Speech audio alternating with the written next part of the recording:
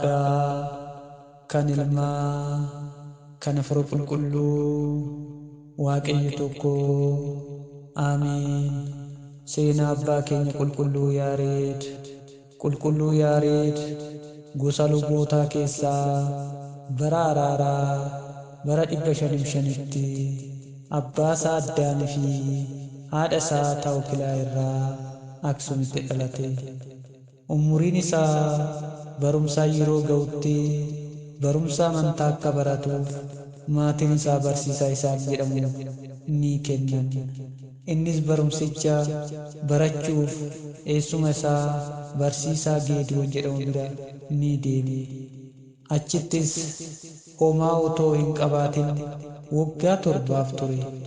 Guyyaa tokko barsiisaa isaa jalaa baqachuuf dadhabee muka jala taa'ee otoo boqochaa jiru raammoo mukicharra yeroo ol baatu ni arge. Isheenis si'a 6 kufte, 7ffaa irratti garuu ol ni baate. Innis raammoo tana irraa obsa barachuu isaa, innis cimee yoon baradhe milkaa'uu hin danda'a jechuun gara barsiisaa isaatti ni deebi'e. Gooftaanis sammuu isaa banee fi yeroo gabaabatti kakuu haaraa fi kakuu moofaa baratee ni fixe. Guyyaa kanatti fakkeenya Suraafeel kan ta'e abbaa faaruu lammii Itoophiyaa kan ta'e qulqulluu Yaareed boqatee jira jechuudha. Egaa qulqulluu kunis gosa firoota abbaa Geediyoonidhaan. Innis manni kiristaanotaa Itoophiyaa keessatti ijaaraman kan dursitu luba mana kiristaanaa Aksuumidha. Manni kiristaanaa kun amantaa abbaa kabajamaa kan ta'e Gooftaa keenya Yesuus Kiristoos kan keessatti lallabame, Waaqa kan hundeesse, giifti keenya qulqulleettii Dubree Maaramiidhaan kan kabajamteedha. Abbaa Geediyoonis qulqulluu Yaareed barumsa barsiisuun yeroo eegalutti barattoota baay'eedhaaf qabachuus ta'e qo'achuu dadhabe. Guyyaa tokko barsiisaa isaatti ni aare, ni rukutes qulqulluu Yaareed. Qulqulluu Yaareedis urufatti baqate. Baay'ee gadda isaa irraa kan ka'e gadda isaa muka jala taa'ee yeroo raammoo muka irra baatus ni arge. Raammoon sun walakkaa mukichaa irra geessee kufaa turte. Yeroo baay'ee erga kuftee booda dhiphina guddaadhaan mukicha irra baate. Qulqulluu Yaareedis cimina raammoo sanii erga argee booda gara barsiisaa hafuura isaatti deebi'ee, yaa abbaa koo dhiifama naaf godhiitii waan feete na godhii jedhee inni itti dubbate. Barsiisaan isaas ofitti isa simate. Kana booda boo'icha baay'eedhaan gara Waaqayyootti kadhannaa laphee isaa ifee fi yeroo gabaabduu keessatti kitaabilee kakuu haaraa fi kakuu moofaa xumuree aangoo dunqunummaa fudhate. Yeroo sanatti sagalee isaa gadi qabaadhaan malee akka har'aa kanatti sagalee guddaadhaan faarfannaa maaliitii hin jiru ture jechuudha. Waaqayyos yeedalloo isaaf dhaabuu yookiin immoo gannata iddoo Edoom keessatti simbirroota 3 ergeef jechuudha qulqulluu Yaareedii. Isaanis afaan namaatiin itti ni dubbatan. Gara Yerusaalem ishee samiitti isaan waliin ol baasan. Achittis luboonni 24 kan ittiin galateeffatan maayileetii isaanii barate.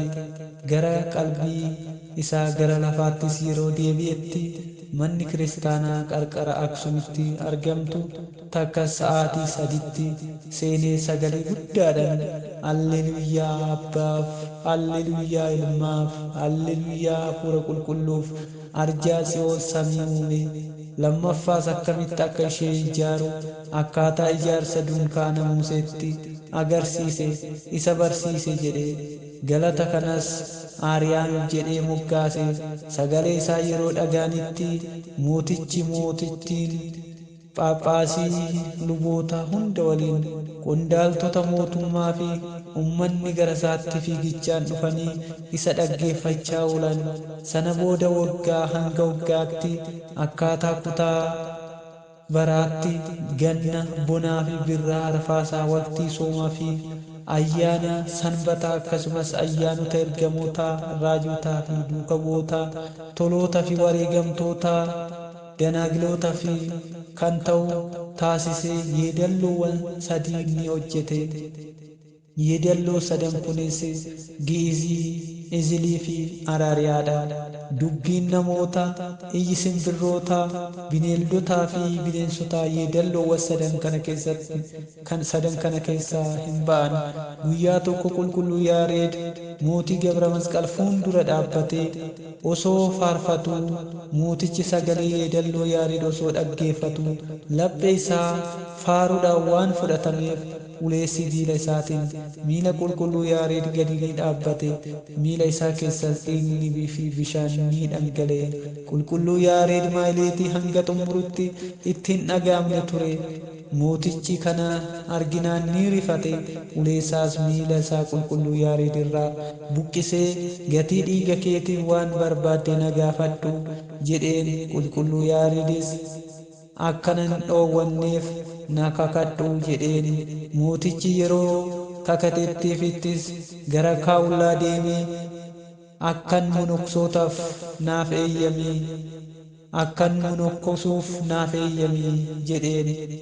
Mootichi erga dhaga'een booda aangoowwan isaa waliin baay'ee gadde. Akka inni dhorkineef kakuu sana sodaatee osuma gaddaa jiru isa gaggeesse. Sana booda qulqulluu Yaareed gara mana kiristaanaatti seenuun taabota Tsiyoon fuuldura dhaabbatee goonga kan ta'e, kan galateeffatamte, ulfina olaanaa kan gonfamte, ba'aa ifaa, gulantaa jireenyaa kan taate, galataa kan jedhu hanga xumuraatti yeroo dubbatu ciqilee tokko lafa irraa ol ka'ee, kana booda gara kaaba biyyatti deemuun soomuuf kadhannaa murtaa'uun foon isaa baay'ee dadhabsiisuun jiraachuun qabsuudha isaa achitti goolabe. Gaafa tokko gooftaan allaattiiwwan sadii ergee fi yaada fudhatamee Waaqayyo ergamootaan yommuu galateeffatamu dhaga'e. Innis Phaaphaasiin mootinii fi luboonni osoo dhagahanuu sa'aatii sadiitti alleluuyaa Abbaaf, alleluuyaa Ilmaaf, alleluuyaa Hafuura Qulqulluuf jechuun yeedalloo ergamoota irraa dhaga'e galateeffatee. Isaan dura yeedalloo galateeffachuu hin turre. Barreeffama kanaanis Aariyaam irraa kan dhaga'edha jechuun Aariyaamii jedhee moggaase. Abbaan keenya qulqulluu Yaareed kitaabota 5 kan barreessuun mana kiristaanaaf gumaacha guddaa kan godhedha. Isaanis kitaaba duggaati. Kitaabni duggaa kabaja gooftaa keenya haadha keenya qulqulleetti Dubree Maaramii fi kan qulqulloota ibsa. Inni lammataan sooma duggaati. Soomni duggaa kun sooma guddaa keessaa kadhannaa gaggeeffamuu fi torbeewwan 8ffaa kan of keessatti qabatedha. Inni sadeeffaan Miriyaaf jedhama. Miriyaaf jechuun maddi isaa faaruu Daawit yommuu ta'u, innis sooma gooftaa keenya keessatti kan faarfatamu yookiin kan galateeffatamudha. Inni afuraffaan Zimmaaree jedhama. Zimmaareen waa'ee galata qurbaana fi fakkeenya icciitiin kan galateeffatamudha. Mawaasiitii jechuun immoo isa shanaffaan yeroo kadhannaa namoota boqotaniif kan weeddifamu yookiin galateeffamu. Dabalataanis galata haadha keenya qulqulleettii Dubree Maaramii isa abbaa Efreem inni Sooriyaa barreessee fi yeedalloo itti kaa'edha jechuudha. Egaa as keessatti waan hedduu kan barannuu fi abbaa keenya qulqulluu Yaareed irraa waa hedduu kan barannu kan nutti agarsiisudha jechuudha. Eebbi abbaa keenya qulqulluu Yaareed hunduma keenya irra yaa bulu. Kakaasee kan na jalqabsiisee kan na xumursiiseef galanni abbaadhaaf, galanni ilmaaf, galanni hafuura qulqulluuf, galanni fannoo isaatiif, galanni deessuu haadha isaatiif, galanni ergamoota duukaa bu'oota raajota isaatiif yaa ta'u bara haga baraatti. Amiin.